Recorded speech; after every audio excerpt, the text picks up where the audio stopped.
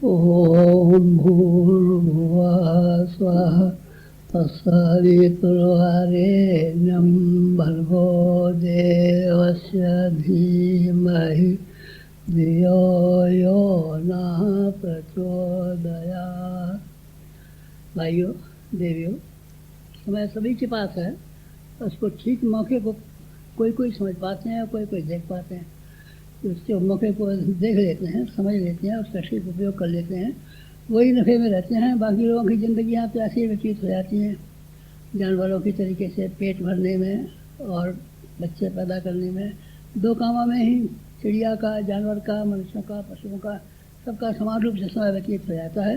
लेकिन उसका सुयोग और सौभाग्य उठाना उन्हीं के हिस्से में आया है जो मौके को ठीक तरीके से समझ पाते हैं और ठीक तरीके से इस्तेमाल कर लेते हैं। रेलगाड़ी टाइम पर आती है, टाइम पर आप जा पहुँचे प्लेटफार्म पर तो आप सवार हो सकते हैं, और अगर चूक जाए तो 24 घंटे इंतजार देखिए, कल गाड़ी आएगी, देखा जाएगा टिकट भी बेकार हो गई, कल नई टिकट खरीदनी पड़ सकती है। इस तरीके से समय को ध्यान में रखना हमेशा आवश्यक है। फसल बीज बोने का एक ख़ास समय आता है, उस समय को आप चुका दें, ठीक है, किसी भी वक्त बीज बोलें, लेकिन फिर वो आमदनी नहीं हो सकती, वो पैदावार नहीं हो सकती तो ठीक समय पर बीज बोए जाने पर हुआ करती है। काटने का भी है जैसे ही समय है, खेत काटने का एक फिक्स टाइम आता है, उस समय पर आपने काट लिया तो धान आपके घर आ जाएगा, और आपने महीने 15 दिन ऐसे ही समय गंवा दिया तो बाद में फिर वो समय फिर नहीं मिलेगा। ज़िंदगी में बहुत से मौके ऐसे आते हैं, जैसे आपके पड़ोस में किसी की मृत्यु हो गई है और वहाँ का बुलावा आया है कि हमारे घर में गमी हो गई है, ज़रा शमशान घाट तक चलिए। कहने का नहीं साहब, इस समय तो टाइम नहीं है, फिर परसों देखा जाएगा, परसों आएंगे। बस वो ज़िंदगी भर ख्याल रखेगा कि हमारे घर में हमारी माता जी की मृत्यु हुई थी और ये नहीं आए, ज़िंदगी भर में ये कलंक आपके ऊपर लगा ही रहेगा। फिर आप समय चूक जाने पर उसको पूरा कर नहीं पाएंगे। किसी के यहाँ ब्याह शादी हो, हमारे यहाँ ब्याह शादी में सब मेहमान आए हैं, आप भी आइए। अरे साहब 15 दिन बाद आएंगे, इस वक्त तो हमें छुट्टी नहीं है, इस वक्त तो हमें काम है। ठीक है, फिर आप ज़िंदगी भर के लिए कहना हो जाएगा कि आप ब्याह के मौके पर नहीं आए थे।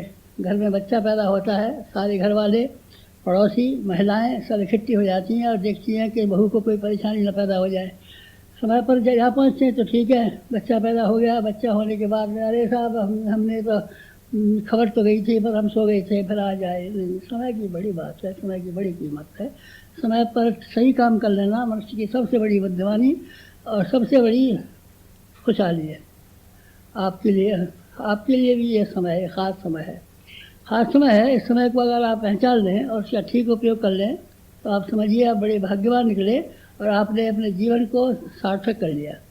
समय रूपी संपदा को पा करके आप निहाल हो गए। अगर आप मौके को समझ नहीं पाए, देख नहीं पाए और किस समय पर क्या करना चाहिए इस बात को आपने भुला दिया तो आपको पश्चाताप के अलावा और कुछ हाथ लगने वाला नहीं है। ये बड़ा कीमती समय है। कैसा कीमती समय है? ऐसा कीमती समय है, एक बार रामचंद्र जी के ऊपर मुसीबत आई थी और उन्होंने बंदर से कहा था, हनुमान जी से कहा था, सुग्रीव से कहा था, भाई हमारी मदद करो। हनुमान जी चले गए मदद करने के लिए रामचंद्र जी की। कहता हनुमान जी बंदर सुग्रीव के यहाँ नौकरी करते थे, किसी तरीके से अपना गुजारा करते थे, लेकिन जब रामचंद्र जी के पुकारने पर चले गए, मौके को उन्होंने पहचान लिया तो क्या परिणाम हुआ? फिर वो ऐसे बड़े हो गए जैसे सारी ज़िंदगी भर में कभी नहीं थे। उन्होंने पहाड़ को उखाड़ा, उन्होंने समुद्र को लांघा, उन्होंने लंका को जलाया, उन्होंने राम राज्य की स्थापना के लिए सारे का सारा जीवन लगाया और अपने आप में धन्य हुए और उनकी पूजा ज़िंदगी भर हो पाती।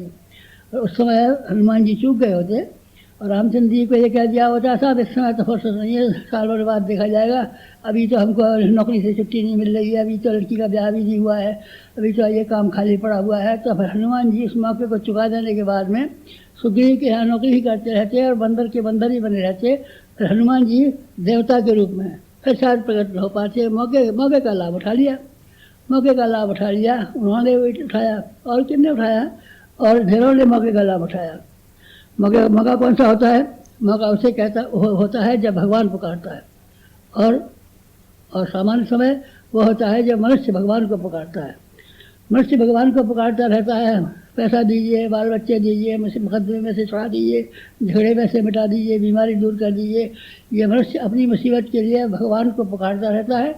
ठीक है, भगवान कुछ दिया भी करता है, ये बात नहीं कि मना ही कर देता हो। भिखारी हमारे दरवाजे पर आते हैं तो हमेशा मना ही नहीं कर देते, किसी को कुछ रोटी दे देते हैं, किसी को पैसा दे देते हैं, कुछ दे करके कुछ को विदा कर देते हैं।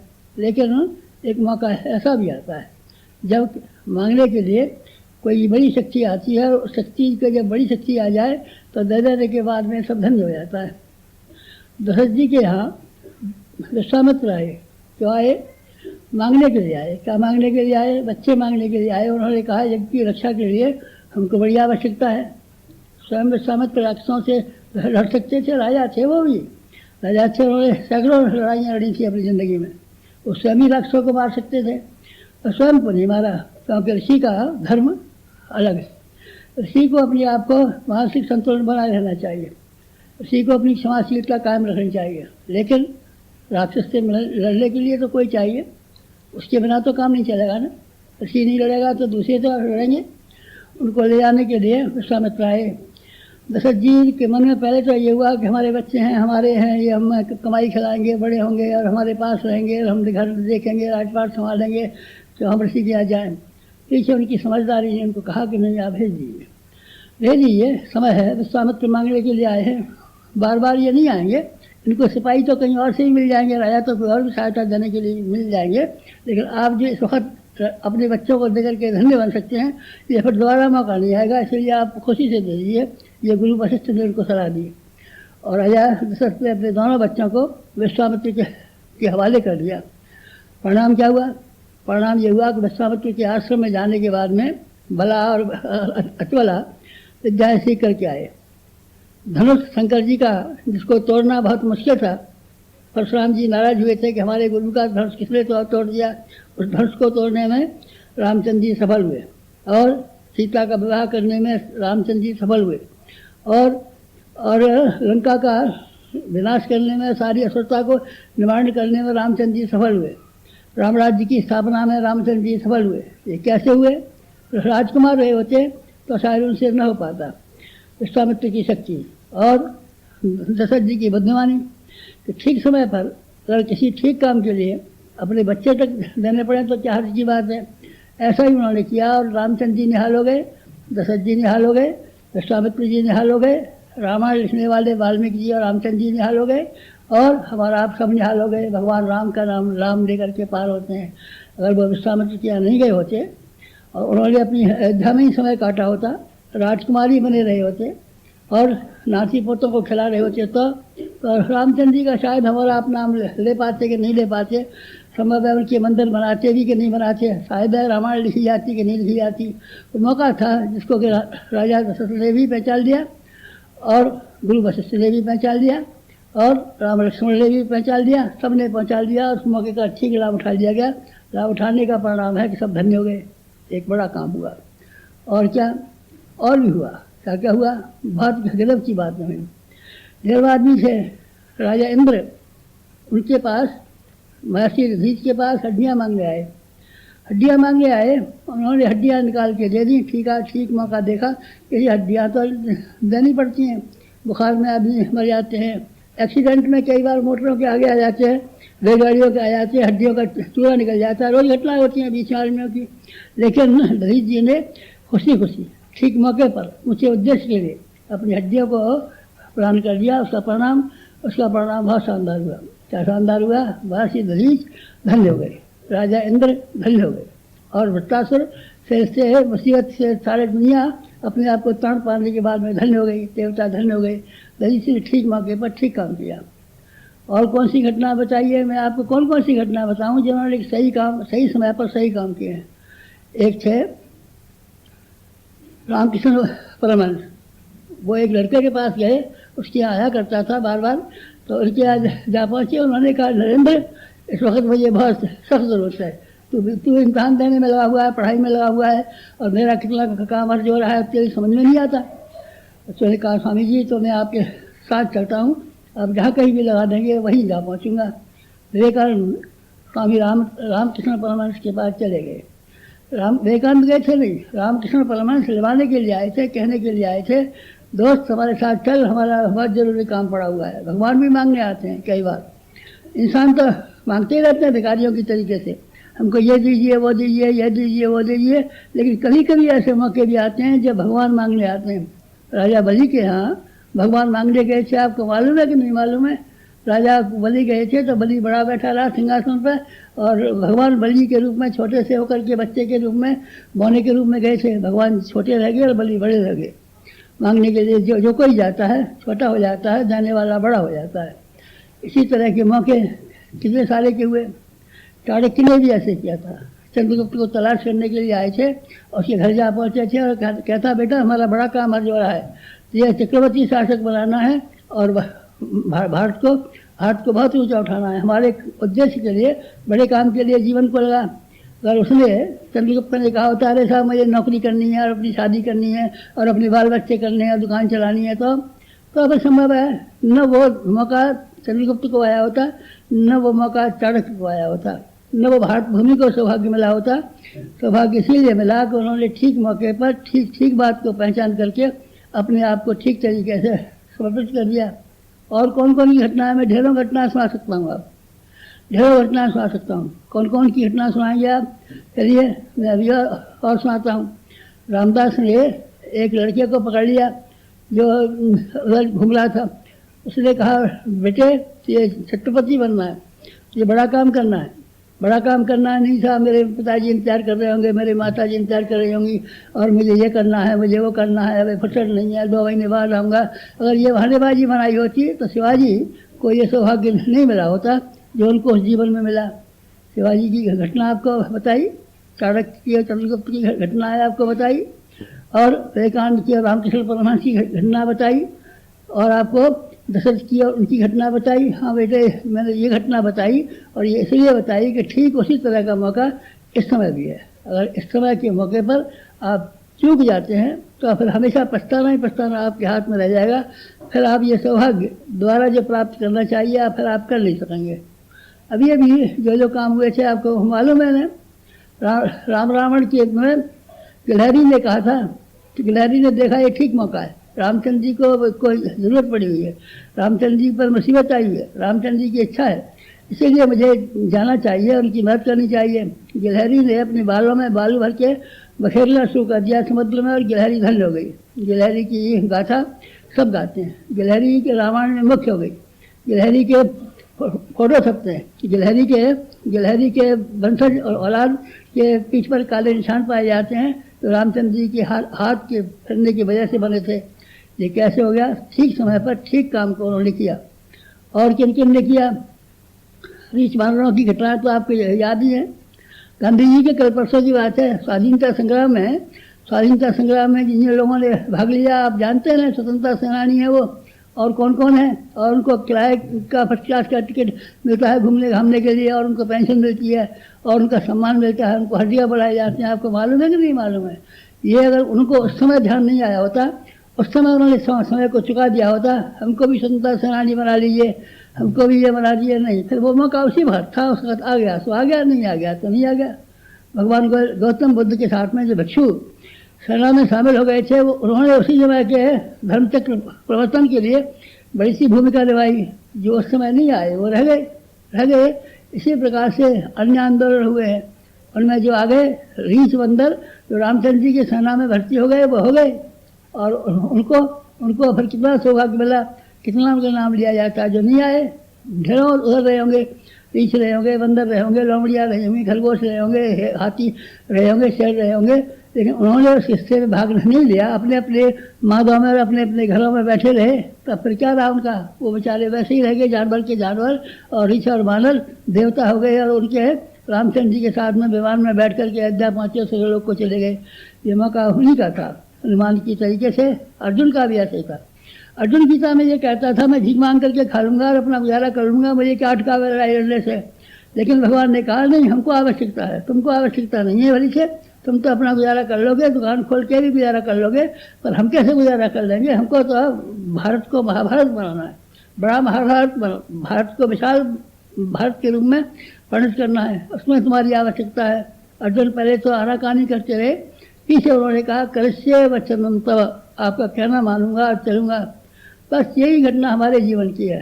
हमारा जीवन जो आज बसंत पंचमी के दिन आप लोगों के सामने सामने आया। इसकी क्या विशेषता है? इसकी कोई विशेषता नहीं है, एक विशेषता है। कौन सी? करिष्ये वचनम तव।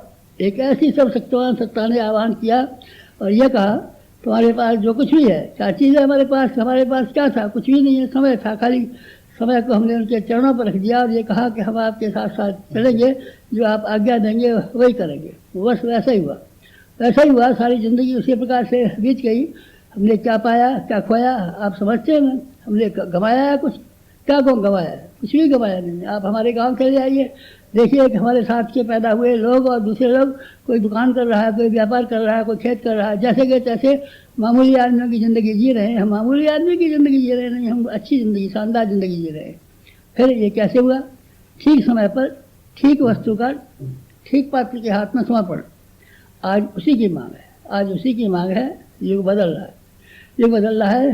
सवेरा निकलने वाला है, रात्रि समाप्त होने वाली है, फूल खिलने वाले हैं, चिड़िया चहचहाने वाली है, प्रातःकाल से उषा का आविर्भाव होने वाला है। ऐसे पुण्य समय में, प्रभात काल में आपको उठने की ज़रूरत है, चेतने की ज़रूरत है।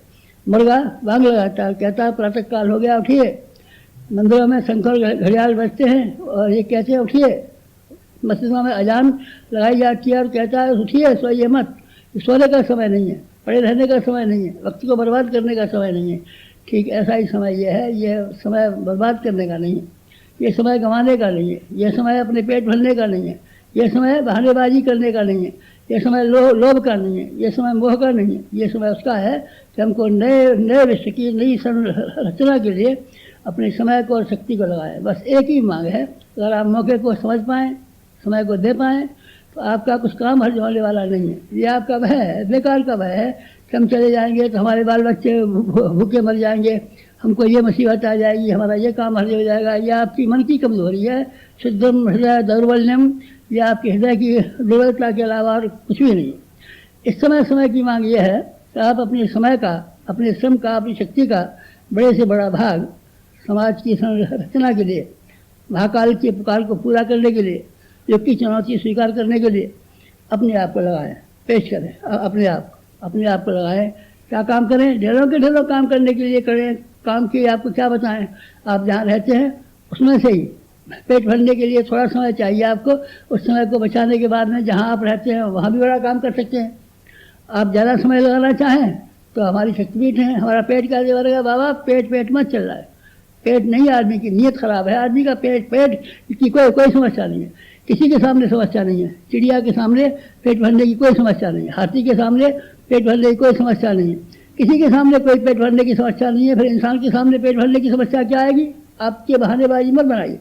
पेट भरने की हमको दिक्कत पड़ेगी और हमारा ये गुजारा कैसे होगा और हमारी जिम्मेदारियाँ कौन पूरी करेगा और हमारे घर का क्या होगा, या बहानेबाजी मत बनाइए। आप नहीं भी रहेंगे, मर जाएंगे तो अभी आपके बच्चों का पालन होगा, आपके घर वालों का पालन होगा। आपके बिना कोई भूखा नहीं मरने वाला है। आपने हो तो विश्वास करके देख लीजिए। आज इसी की पुकार है। आज कुछ कहना है आपसे और कुछ कहना नहीं है। एक कहना है कि आप समय का थोड़ा हिस्सा अपने खर्च के लिए रखिए, ज़्यादा हिस्सा समाज के लिए लगाइए, देश के लिए लगाइए, धर्म के लिए लगाइए, जन जागृति को के लिए लगाइए और लोक मंगल के लिए लगाइए। इस काम के लिए आप समय लगाएंगे तो मैं आपको यकीन दिलाता हूँ कि आप नफ़े में रहेंगे। हम नफ़े में रहे। आप विश्वास कीजिए, हमारी गवाही देख लीजिए और महापुरुषों की गवाहियाँ देख लीजिए। गांधी जी ने वकालत की होती तो गांधी जी वकील के वकील लगे होते। विनोबा ने अगर उसी तरह का जिंदगी जी होती तो शायद कहीं अध्यापक लगे होते। जवाहरलाल नेहरू कहीं वकालत कर रहे होते। सरदार वल्लभ भाई पटेल मामूली वकील से वकील रहे होते। लेकिन सारे के सारे महापुरुषों ने अपने आप को लोकमंगल के लिए आगे बढ़ाया तो नफ़े में रहे, नुकसान में तो नहीं रहे। नहीं, कोई नुकसान में नहीं रहा। महापुरुषों में से एक भी नुकसान में से नहीं रहा। आप लोगों में अगर साहस हो, आप लोगों में त्याग की भावना हो और आपकी विवेकशीलता जगी हो, अगर आप मौके को पहचानते हो तो आप समझ लीजिए यह युग संधि की बेला है। युग बदल रहा है। इस समय में आप जैसे भावनाशील व्यक्तियों की बेहद आवश्यकता है। आप समय दीजिए। आप जन जागरण के लिए खड़े हो जाइए। कार्यक्रम क्या करने पड़े? कार्यक्रम तो बहुत सरल है और हमने सबको बता दिया है। इस वर्ष के लिए तो 4 कार्यक्रम रखे हैं। आपको सुन लिया होगा। नारी जागरण के लिए आपको समय लगाना है। नारी के बिना नारी को जागे बिना मनुष्य जाति अधूरी रहेगी, पुरुष अधूरा रहेगा, दुनिया अधूरी रहेगी। आधी दुनिया कैद खाने में पड़ी रहे तो बाकी दुनिया किस तरीके से उठेगी। गरीबी उन्मूलन के लिए हमको बड़ा काम करना है। हमारे यहाँ केवल खेती पर निर्भर करते हैं लोग, और खेत मजदूर बेचारे थोड़े दिनों तक मेहनत मजदूरी पाते हैं, फिर उनके लिए कुछ काम नहीं रह जाता। कुटीर उद्योग का विकास करना है। कुटीर उद्योग हमारे देश में किसी के सहायक बन सकते हैं, उसके लिए आपको काम करने की आवश्यकता है। आपको और क्या करना है, स्वास्थ्य संगठन के लिए खड़े हो जाना है। हर आदमी कमज़ोर होता चला जा रहा है, हर आदमी बीमार होता चला जा रहा है, क्योंकि रहन सहन के बारे में, खान पान के बारे में, आहार विहार के बारे में उसको जानकारियाँ नहीं है या तो अभ्यास नहीं है। स्वास्थ्य संगठन हमारा कार्यक्रम है। चौथा कार्यक्रम जन जागरण है। इसका अर्थ है हर आदमी के विचारों को बदल देना, चेतना को बदल देना, भावना को बदल देना। लोगों को देखा ना आपने कैसे घटिया और कैसे गंदे जीवन जी रहे हैं। आपने देखा ना कि आदमी को परिचयों ले और मूल मान्यताओं ने किस तरीके से जकड़ रखा है। आपने देखा ना नशेबाजी में और इसमें दहेज जैसी प्रथाओं में कितना पैसा बर्बाद होता है। फैशन परस्ती में लोग कितना सारा पैसा लगा देते हैं। ये ऐसी मुसीबतें हैं कि जिनकी वजह से हमको स्वयं ही निकालना पड़ेगा, जनता को निकालना पड़ेगा। सरकार मदद करेगी, ठीक है, सरकार अपना काम करेगी, लेकिन ये जनमानस की बात है, जन जन के घर जाने की बात है, लोक चिंतन बदलने की बात है, जन जागरण की बात है। इस काम के लिए आपको ही आगे आना पड़ेगा। इस काम को कोई और नहीं कर सकता, आप ही कर सकते हैं, आपको ही करना चाहिए। यही अनुरोध लेकर के आपके सामने में हाजिर हुआ, ये कहने के लिए कि आप समय के बारे में कंजूसी मत कीजिए। समय को भगवान के काम में लगाइए। भगवान ने आपको पुकारा है, समय ने आपको पुकारा है, युग ने आपको पुकारा है, महाकाल ने आपको पुकारा है, और इसीलिए पुकारा है कि आप दुनिया की गरीबी गुजरी समस्या को ऊंचा उठाने के लिए, गए गुजरे लोगों को ऊंचा उठाने और आगे बढ़ाने के लिए अपने आप को आगे बढ़ाइए। अपने आप को त्याग के चबूतरे पर खड़ा कीजिए और ये कहिए कि हम हैं जो कुछ बड़ा काम करेंगे। आप बड़ा काम करेंगे तो आप बड़े नफ़े में रहेंगे। बड़ा काम करने के लिए आरंभ से ही कदम बढ़ाइए और हम बड़े नफ़े में रहें। आप भी बड़े कदम उठाइए, बड़ी हिम्मत कीजिए और बड़े कामों के लिए अपने आप को समर्पित कीजिए। देखिए फिर आप कितने नफ़े में रहते हैं, कितने खुशहाल रहते हैं, कितने प्रसन्नचित्त रहते हैं, कितना आपको संतोष मिलता है, कितना आपको सम्मान मिलता है, कितना भगवान का अनुग्रह आपको मिलता है। फिर आप देखिए ना, ये परीक्षा का समय यही है। अगर आपकी हिम्मत हो और अगर आपका विवेक आपकी गवाही दे, सलाह दे, तो आप ज़रूर, मेरी प्रार्थना है कि आप कदम बढ़ाएं और अपने समय को अपने घरेलू कामों में लगाने की अपेक्षा बड़े कामों के लिए, नए युग के निर्माण जैसे बड़े काम के लिए लगाने की हिम्मत कीजिए। ये हिम्मत आपके लिए बहुत बड़ी साबित होगी, ऐसी साबित होगी जैसे हनुमान जी ने पहाड़ को उठाया था, उससे कम ये हिम्मत साबित न होगी। बस यही आपसे अनुरोध करना था। समाप्त। अगर आपको हमारी यह वीडियो पसंद आई हो तो इसको लाइक करें, कमेंट और शेयर ज़रूर करें और हमारे YouTube चैनल ऋषि चिंतन को सब्सक्राइब भी कर लें। साथ ही बेल आइकन को भी दबाएं ताकि आपको आने वाले वीडियो के नोटिफिकेशन मिलते रहें। धन्यवाद।